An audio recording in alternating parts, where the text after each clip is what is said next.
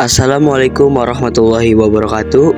Di sini saya ingin menjelaskan materi tentang karir dan studi lanjut di bidang informatika. Karir dan studi lanjut di bidang informatika. Di era digital, bahkan di masa yang akan datang, penerapan informatika di berbagai bidang adalah hal yang pasti. Akhir-akhir ini juga banyak sekali VR atau virtual reality, yaitu teknologi yang membuat pengguna dapat berinteraksi dengan lingkungan hasil simulasi komputer. Suatu lingkungan sungguhan di dunia nyata yang disalin, atau lingkungan fiktif yang hanya ada dalam imajinasi. Ada pula seseorang yang menggunakan informatika sebagai penunjang karirnya. Mereka cenderung menyebut karakter mereka di bidang teknologi informasi atau yang lebih spesifik seperti sistem analis, spec and engineer, product manager, dan sebagainya. Banyak pula studi lanjut yang sudah berbasis informatika. Saat ini, informatika telah menjadi bidang ilmu sendiri dan memiliki berbagai cabang. Contohnya, computer science, computer engineering, information system, dan masih banyak lagi. Tentunya, ilmu informatika yang dipelajari dapat diaplikasikan dalam kehidupan sehari-hari kita. Dalam materi karir dan studi lanjut di bidang informatika, ada beberapa poin penting. Yang pertama, karir di bidang informatika. Kedua, studi di bidang informatika. Dan yang ketiga, sertifikat di bidang informatika. 1. Karir di bidang informatika. Mereka yang bekerja di bidang informatika jarang sekali mengatakan bahwa mereka bekerja di bidang informatika. Biasanya, mereka lebih cenderung menyebut mereka memiliki karir di bidang teknologi informasi atau yang dalam bahasa Inggris disebut Information Technology atau IT. Belakangan ini, ada banyak profesional yang menggunakan berbagai macam posisi pekerjaan yang lebih spesifik, seperti sistem analis, back-end engineer, front-end engineer, DevOps engineer, user experience designer, data scientist, product manager, hingga chief technology officer. Menurut Profesor Peter Jarvis Denning, seorang peneliti terkait keprofesian di bidang informatika, suatu profesi harus memiliki 4 ciri yang khas. Keempat ciri tersebut seperti berikut. 1. Mendalami suatu bidang yang menjadi perhatian manusia dalam waktu yang lama untuk memenuhi kebutuhan manusia atas kemampuan komputasi dan komunikasi yang efektif. 2. Mengodifikasikan kumpulan prinsip atau pengetahuan konseptual dan diwujudkan dalam berbagai bentuk. 3. Mengodifikasikan kumpulan praktik.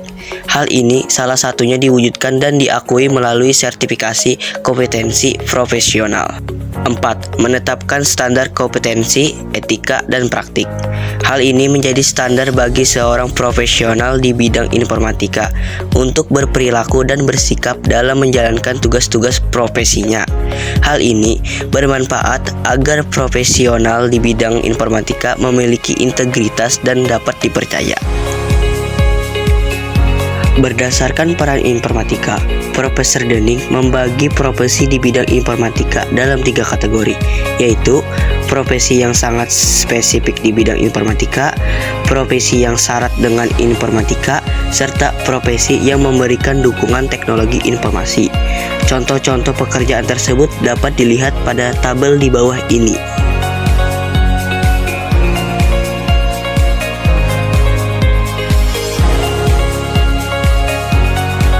Sebagai seorang pelajar, persiapan untuk meniti karir di bidang informatika telah dapat dilakukan sejak saat ini.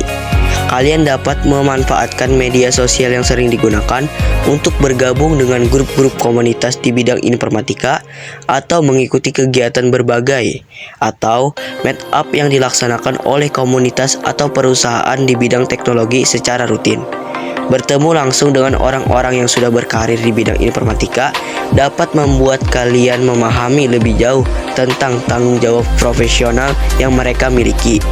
Selain itu, kalian pun juga dapat melihat tentang tren teknologi yang sedang berkembang, terutama di Indonesia. Membaca laporan-laporan terkini dari World Economic Forum atau lembaga lain juga akan membantu untuk melihat bidang kerja di masa depan yang kalian minati. 2. Studi lanjut di bidang informatika. Disiplin ilmu informatika adalah disiplin ilmu sains formal yang lahir dari bidang matematika atau sebagai konsep formal dan teknik elektro atau sebagai elemen perangkat keras. Saat ini, informatika telah menjadi suatu bidang ilmu tersendiri dan memiliki berbagai cabang ilmu.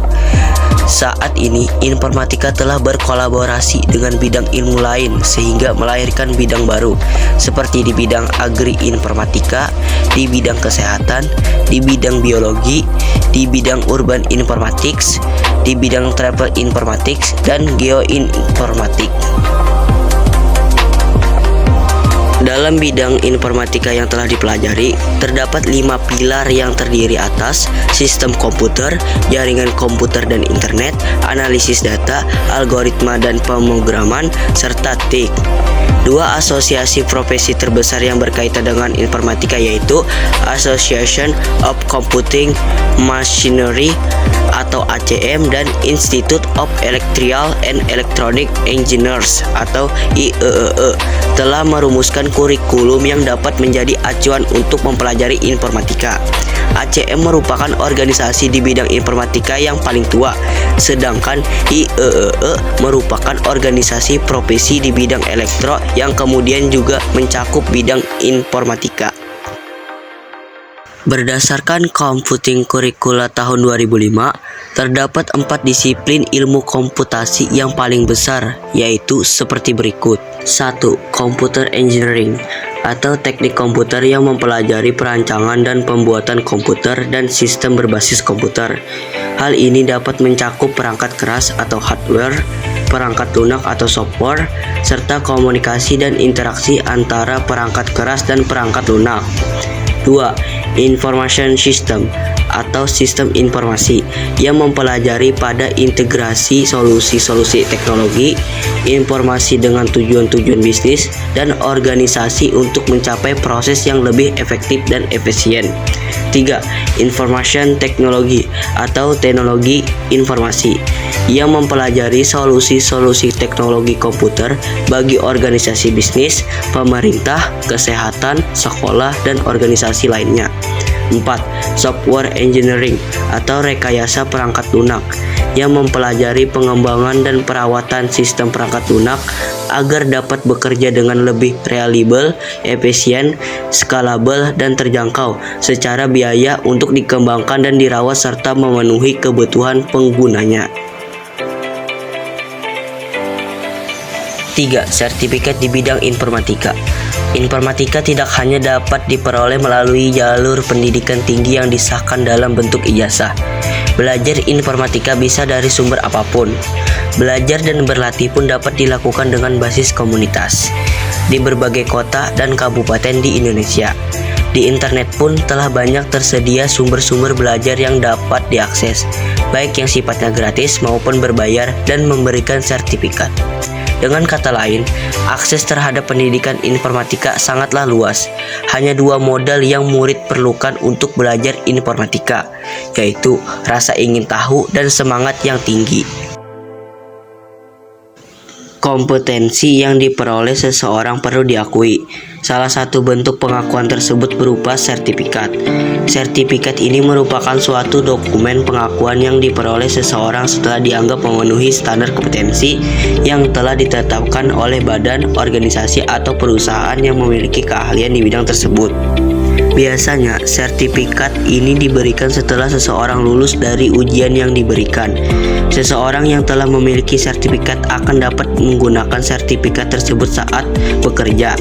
Hal ini dapat memberikan kepercayaan dari tempat bekerja terhadap keahlian yang dimiliki oleh pekerjanya. Berdasarkan kepercayaan tersebut, upah yang diberikan kepada mereka yang memiliki sertifikat seringkali lebih tinggi dibandingkan mereka yang belum memiliki sertifikat.